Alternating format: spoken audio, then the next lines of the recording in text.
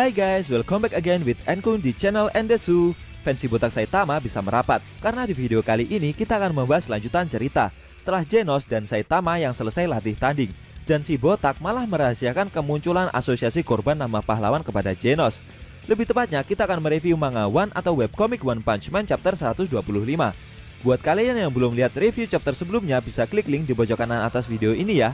Dan buat kamu yang cuma ngikutin animenya atau tidak mau kena spoiler, Enkun sarankan mending stop videonya aja dari sekarang. Nah, di chapter 125 ini, para leader dari Neo Hero atau pahlawan Neo diperkenalkan satu persatu. Selain itu, salah satu dari anggota leader Neo Hero memiliki latar belakang yang begitu spesial. Penasaran? Oke, langsung aja kita bahas. Let's go!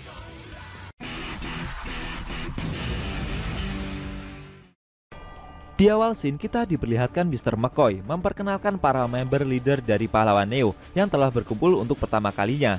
Yang pertama diperkenalkan adalah Suiryu, sang ahli bela diri Mei Teiken dan memiliki pengalaman juara turnamen bela diri Super Fight. Sambil tersenyum, Suiryu menyapa para anggota leader pahlawan Neo yang lain. Setelah itu, Mr. McCoy juga memperkenalkan diri jika dia adalah manajer yang bertanggung jawab dalam organisasi pahlawan Neo. Berikutnya yang diperkenalkan adalah seorang pemuda yang bernama Asel. Dia adalah pemimpin dari kelompok keamanan masyarakat atau bisa disebut dengan grup hunter. Dia memiliki pengalaman mengalahkan beberapa monster. Mulai dari sekarang, 47 anggota grupnya juga mendapatkan gaji yang layak dan bekerja di bawah naungan pahlawan Neo. Meskipun mereka bukan pahlawan pro, namun keberanian dan tekad yang mereka tunjukkan kepada masyarakat sungguh luar biasa. Bahkan saat mereka melawan para monster yang muncul sampai menggerakkan hati banyak orang. Leader pahlawan Neo selanjutnya ada Ryumon, pemimpin dari organisasi gangster bernama Ryumon Gumi. Dia beranggotakan 400 orang. Meskipun dia memiliki riwayat negatif di masa lalu, namun Ryumon telah memutuskan untuk memberikan kontribusinya yang positif kepada masyarakat melalui kekerasan dan bekerja sebagai pahlawan. Dengan syarat kalau Ryumon berada dalam pengawasan pahlawan Neo. Bisa dibilang organisasi Ryumon ini punya citra buruk, atau mungkin bisa dibilang kelompok berandal atau preman di masa lalu ya guys. Asel yang mendengar Ryumon diperkenalkan kepada pahlawan yang lainnya merasa ragu, karena baginya sebanyak apapun perbuatan baik yang akan Ryumon lakukan di masa depan tidak akan bisa menghapus kejahatannya di masa lalu. Asel bertanya kepada Mr. McCoy, apakah dia yakin ini akan jadi metode bagus untuk memasok senjata ke organisasi kriminal seperti mereka itu. Namun, Ryumon menjawab jika jiwa organisasi mereka telah dibersihkan mulai dari sekarang ini. Leader selanjutnya bernama Zaidatz. Dia adalah pemodal hebat yang memiliki dan menjalankan banyak bisnis. Dia menyediakan dana yang cukup untuk segala fasilitas Neo Hero, serta gaji perorangan dan memiliki peran pada fondasi organisasi pahlawan Neo. Selain itu, dia adalah orang pertama yang berinvestasi pada terbentuknya pahlawan Neo. Suiryu merasa ragu dengan orang yang bernama Zaida tersebut. Menurutnya tidak peduli sebanyak apapun kontribusinya, jika tanpa pengalaman yang nyata dalam pertempuran akan sangat berbahaya membiarkannya maju melawan monster di medan perang selanjutnya. Akan tetapi sambil tersenyum dan meyakinkan Suiryu, Zaidat meminta untuk tidak perlu khawatir karena dia telah menyediakan dana paling besar untuk peralatan pribadinya. Leader Neo Hero berikutnya ada Webigaza, seorang penyanyi muda perempuan dan idola yang sedang naik daun. Setelah memiliki banyak dukungan dari netizen yang mayoritas anak muda, dia sempat beristirahat dari karirnya sekitar 6 bulan terakhir. Webigaza menjalankan segala jenis eksperimen manusia dan sekarang kembali lagi sebagai manusia super. Dia memiliki ambisi pribadi, yakni ingin menjadi penyanyi, petarung dan pahlawan idola yang melampaui Amai Mas. Mr. McCoy yakin Webigaza akan menjadi magnet besar yang dapat menarik perhatian masyarakat tentang pahlawan Neo.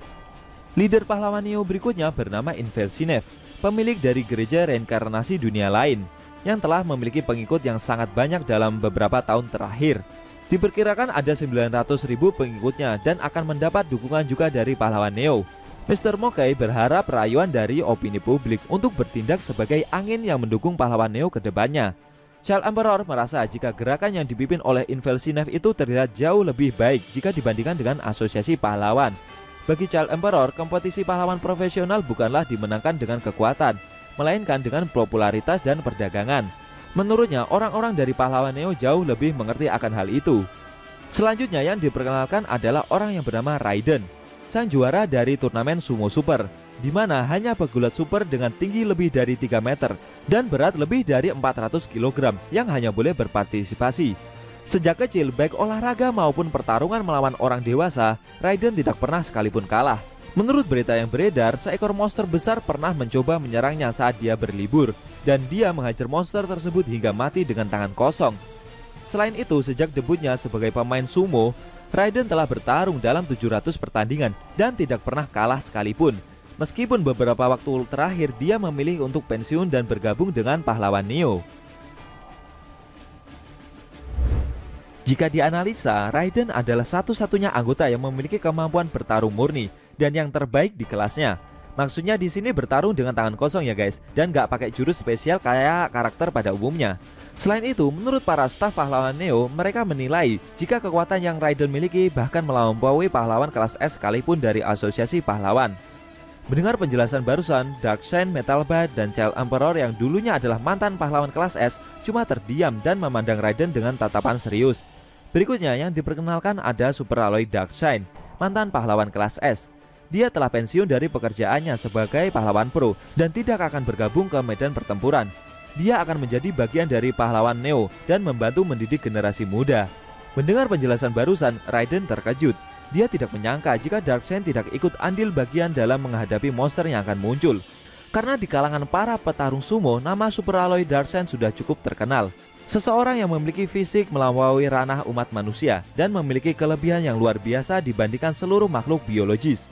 Akan tetapi bagi Raiden, di dunia ini ada manusia lain yang juga menempatkan predikat serupa, dan dia adalah Raiden itu sendiri. Si Raiden meminta Darkseid untuk beradu sedikit kekuatan mereka berdua. Setelah itu, Raiden dan Darkseid beradu kekuatan dengan mendorong satu sama lain. Dan benar saja, seketika lantai tempat mereka berdua berpijak sampai bergetar dan rusak. Darkseid mencoba menahan dorongan yang Raiden keluarkan sekuat tenaga. Namun tiba-tiba Raiden menghentikan aksinya tersebut. Sambil berbalik arah, Raiden merasa jika Darkseid sekarang ini sedang dalam kondisi yang kurang prima. Namun dalam benaknya Raiden merasa jika Darkseid sepertinya telah melewati masa primanya tersebut. Makanya dia memilih untuk pensiun. Tidak lama setelah itu, secara mengejutkan datang dua karakter yang memasuki ruang meeting dengan begitu kasarnya. Para anggota leader Neo Hero yang hadir pada kaget, sedangkan Mr. McCoy memberitahu para leader lainnya jika mereka berdua itu adalah kandidat leader dari Neo Hero juga, sang petarung underground. Yang pertama bernama Mars Leo dan satunya bernama Koko. Mr. McCoy menjelaskan jika kedua karakter ini sebenarnya telah gagal dalam evaluasi leader pahlawan Neo. Namun Mars Leo merasa keberatan dengan keputusan yang pahlawan Neo buat. Karena selain mereka ada orang kaya biasa dan idola cewek yang mirip boneka bisa diterima menjadi leader pahlawan. Sedangkan menurut Mars Leo, seorang petarung kuat seperti dialah yang harusnya diterima. Koko juga sependapat. Dia tidak mau menuruti perintah dari bos yang lebih lemah dari mereka berdua. Setelah itu, secara diam-diam, mata robot kanan milik Koko menganalisa dan mendeteksi jika 71% dari tubuh gadis muda Webi Gaza itu telah dimodifikasi. Melihat info yang mencengangkan tersebut, membuat Koko langsung berkeringat ketakutan. Dia tidak menyangka, karena setahu Koko, petarung mekanik cyborg seperti dia pun hanya memiliki modifikasi pada tangan, kaki, dan mata saja. Maksimal 30% tubuh mereka dimodifikasi. Jika modifikasi melampaui 60%, akan sangat beresiko dan kemungkinan suksesnya amat sangat kecil. Koko mendengar kabar jika beberapa anggota cyborg di asosiasi pahlawan Neo memiliki modifikasi lebih dari 60%. Koko bertanya-tanya seberapa kuat keinginan gadis muda yang dia lihat mau berurusan dengan hal seperti itu. Mars Leo yang melihat Koko tiba-tiba terdiam membisu bingung. Dia jadi emosi dan akan meluapkan amarahnya dengan mengamuk di ruang leader Neo Hero tersebut. Sambil memukul dengan kecepatan tinggi, Mars Leo maju untuk menyerang para leader yang ada. Lalu pukulan tersebut mengenai perut Darkseid. Namun mantan pahlawan kelas S tersebut cuma diam saja. Sambil tertawa, Mars Leo meminta maaf dan bertanya apa Darkseid baik-baik saja. Darkseid pun menjawab jika dia tidak terluka. Namun Darkseid ganti bertanya balik, apakah Mars Leo tidak apa-apa. Secara mengejutkan, tulang tangan kanannya langsung patah setelah memukul badan Darkseid yang keras itu. Lalu dengan kecepatan tinggi, Suiryu langsung muncul di belakang Mars Leo dan meminta mereka berdua untuk menghentikan aksi yang mereka lakukan tersebut. Karena bagi Suiryu yang mereka berdua lakukan cuma membual saja. Tidak terima dengan apa yang Suiryu katakan barusan, Mars Leo dan Koko langsung menyerang Suiryu dengan pukulan cepat mereka dari kiri dan kanan. Namun dengan mudahnya Suiryu mampu menangkis serangan yang mereka lancarkan hanya dengan dua tangannya saja. Mr. McCoy yang melihat aksi dari Suiryu tunjukkan berkata jika Suiryu adalah seorang ahli bela diri hebat. Prinsip hidupnya adalah dia tidak punya prinsip. Meskipun dia tidak peduli dengan tujuan dan aktivitas pahlawan, Suiryu akhirnya terbujuk untuk bergabung dengan Neo Hero karena dia menganggap sebagai sumber pemasukan yang mudah. Tidak lama setelah itu, muncullah seorang karakter leader Neo Hero berikutnya yang menahan Koko dari belakang dan memintanya untuk berhenti menyerang Suiryu lagi. Dia adalah E, sang pembunuh dengan nilai spesial peringkat A. Gaya bertarungnya sangat efektif untuk melawan monster, dan dia setuju untuk bergabung dengan syarat bahwa dia harus terus berada di bawah pengawasan Asosiasi Pahlawan Neo. Sambil merendah, E meminta untuk para leader tidak terlalu bersemangat, karena itu bisa melukai mereka semua. Menurut Child Emperor, penjelasan yang Mr. McCoy jabarkan barusan adalah E yang berada di bawah pengawasan itu maksudnya berada di bawah perlindungan Asosiasi Pahlawan Neo, dan sebagai gantinya E bekerja sebagai pahlawan, serta dia akan terbebas dari kejahatan polisi maupun pihak berwajib lainnya. Child Emperor menambahkan jika Asosiasi Pahlawan sebelumnya juga telah mencoba menggunakan kriminal dengan sistem manajemen yang tepat. Asosiasi bisa memanfaatkan kriminal buron dan organisasi gangster, lalu merubah mereka sebagai model percontohan. Meskipun sebenarnya dengan situasi sekarang ini, keputusan seperti itu kurang lebih tidak dapat dihindari. Setelah melontarkan argumennya, Mr. McCoy memperkenalkan member leader Neo Hero berikutnya, yaitu Child Emperor yang juga mantan dari pahlawan kelas S. Mr. McCoy merasa senang ada seorang bocah jenius berumur 10 tahun yang mau bergabung dengan Neo Hero. Asosiasi Pahlawan Neo berharap suatu hari nanti Child Emperor akan dapat menjadi orang yang memimpin organisasi di masa depan. Tidak lupa juga Metalbat diperkenalkan pula kepada para leader lainnya. Metalbat berhasil direkrut setelah dia menyetujui syarat tambahan, termasuk mengirimkan penjaga di rumahnya saat dia pergi dalam bertugas, serta merawat kucing peliharaannya pula. Wah, alasan Metalbat bergabung sedikit agak konyol ya guys. Tidak lama setelah itu datanglah duo staf Neo Hero yang bertugas sebagai keamanan asosiasi. Mr. McCoy memperkenalkan kedua staf yang bertanggung jawab sebagai keamanan tersebut, serta agen yang bertugas menindaklanjuti orang yang melanggar peraturan. Menurut info yang didapat, mereka berdua dulunya adalah tentara bayaran. Kedua staf penjaga itu adalah Ermin dan Destro. Metalbat heran, dari Asosiasi Pahlawan Neo yang menjaga dan bertanggung jawab soal keamanan kok cuma 2 orang saja. Menurutnya 2 orang penjaga itu masih belum cukup untuk menjaga keamanan asosiasi sebesar Pahlawan Neo. Tapi menurut Child Emperor, asalkan tidak berkelahi satu sama lain, 2 orang itu menurutnya sudah cukup optimal. Ermin dan Destro datang karena mendengar ada keributan yang dibuat oleh Marsleo dan Koko. Mereka meminta kedua kandidat leader yang gagal itu untuk segera keluar dari ruangan, dan akhirnya kondisi pun dapat kembali konduktif. Marsleo dan Koko dibawa keluar dan berjalan menyusuri lorong markas Neo Hero. Saat dalam perjalanan, Marsleo terus saja marah dan berkata kasar. Dia bingung dengan ekspresi yang Koko tunjukkan. Makin kesini, Koko makin terlihat murung. Dia seperti sedang ketakutan. Ternyata secara diam-diam dengan mata cyborg kanannya itu, Koko mengecek berapa besar persentase modifikasi yang kedua staf keamanan itu jalani. Di luar dugaan, Destro memiliki persentase modifikasi sebesar 94% dan Ermin sebesar 95%. Sambil berbicara pelan, Koko meminta Marsleo untuk tidak macam-macam dengan mereka berdua. Oke, kita balik lagi ke ruang meeting leader pahlawan Neo ya guys. Setelah itu, Mr. McCoy memperkenalkan leader Neo Hero terakhir. Dia sedang duduk sendiri di belakang, seorang anak muda berambut biru yang keberadaannya bertindak sebagai pendorong dari pembuatan organisasi pahlawan Neo, serta dia akan menjadi simbol di era baru di dunia pahlawan. Sang leader yang berdiri di atas semuanya. Mr. McCoy meminta anak muda itu untuk memperkenalkan diri dengan leader Neo Hero lainnya. Namun dia tetap diam saja. Dalam benak pemuda berambut biru itu mengingat kejadian beberapa jam yang lalu. Ternyata dia sempat mengejar si botak saat membawa Amai Mas pergi menjauhi kota. Saat itu pemuda tersebut kaget dengan kecepatan berlari yang Saitama keluarkan. Sampai-sampai dia bingung siapa orang itu sebenarnya. Pria botak itu terus bisa melompati gedung-gedung perkotaan sambil menjaga kecepatannya dengan membawa seekor monster besar di tangannya. Jika terus begitu, pemuda berambut biru itu akan kehilangan jejak dari pria botak yang ia kejar. Akhirnya pemuda tersebut berencana melepaskan limiter dari pakaian yang ia kenakan agar dapat mengejar kecepatan berlari dari pria botak tersebut. Akan tetapi, belum sampai pemuda berambut biru itu mengeluarkan kekuatan penuhnya, tiba-tiba dia dihadang oleh Genos, dan akhirnya pemuda berambut biru itu gagal mengejar Saitama. Pemuda berambut biru tersebut protes kepada Genos karena dia telah membiarkan seorang pahlawan profesional kabur dengan membawa seekor monster. Dia bertanya, apakah yang Genos lakukan ini adalah usaha dari asosiasi pahlawan untuk melindungi Amaimas? Dan yang membuat dia bingung adalah siapa pria botak itu sebenarnya? Kenapa dia bisa begitu cepatnya dalam berlari? Sambil memasang kuda-kuda untuk menyerang, pemuda berambut biru itu mengancam Genos. Jika situasi sekarang ini bisa selesai atau tidak tergantung dari jawaban yang akan Genos lontarkan. Genos menjawab jika dia mendeteksi energi tinggi dari tangan kanan pemuda tersebut.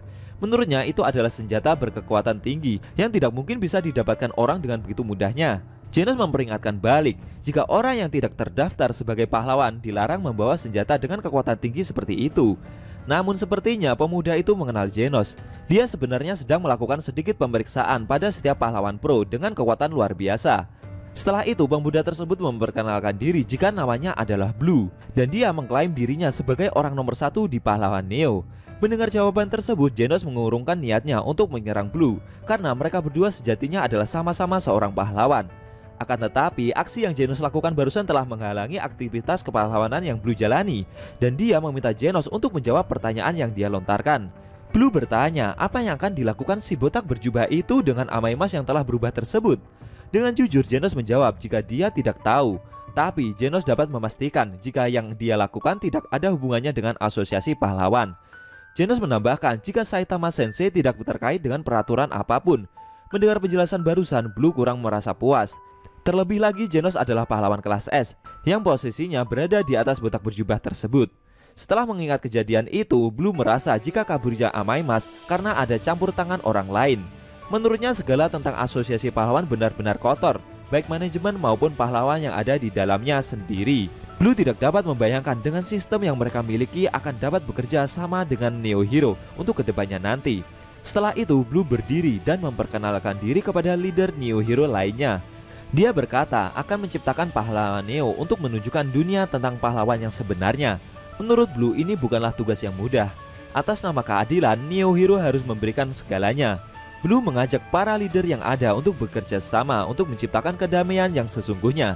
Yang melihat Blue memperkenalkan diri merasa jika leader seperti Child Emperor yang berumur 10 tahun sudah cukup mengagetkan. Tapi saat dia mendengar orang yang mengumpulkan semua ini adalah seorang pemuda yang baru berumur 16 tahun, membuat seperti tidak percaya dengan kenyataan yang dia lihat. Lagi pula pemuda tersebut memanglah spesial. Suryu bingung dengan makna spesial yang ada dalam diri Blue. Sebenarnya dia itu siapa? Zaidatz menjelaskan, yang membuat Blue bisa menjadi paling spesial di antara leader Neo Hero lainnya adalah dia anak dari Blast, sang pahlawan terkuat.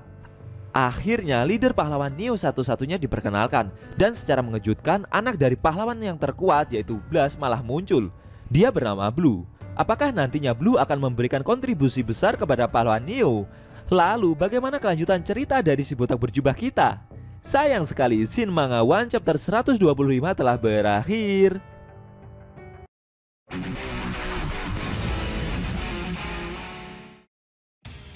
Oke guys, itu tadi review cerita Manga One chapter 125 yang ending scene-nya memperlihatkan munculnya anak dari Blast, yaitu Blue, dan dia menjadi leader yang paling spesial di jajaran leader pahlawan Neo lainnya. Bagaimana menurut kamu? Jangan lupa tinggalkan komentar kalian ya. Klik subscribe lalu tekan loncengnya juga ya guys. Ingat tekan lonceng biar kalian selalu dapat notifikasi jika kita upload video terbaru. Oh ya, video ini boleh di-share ke teman-teman kalian juga kok. Hitung-hitung biar channel Endesu makin rame dan makin dikenal banyak orang. Kalau mau nonton review sebelum atau selanjutnya bisa klik link di deskripsi. Linknya udah Mimin taruh di sana kok. Buat kalian yang punya Instagram jangan lupa follow IG Mimin juga ya guys. Tekan like kalau suka sama video ini dan dislike kalau nggak suka. Jika ada kata-kata dari Enkun yang kurang pas, Enkun mohon maaf dan sampai bertemu di video review Manga One selanjutnya.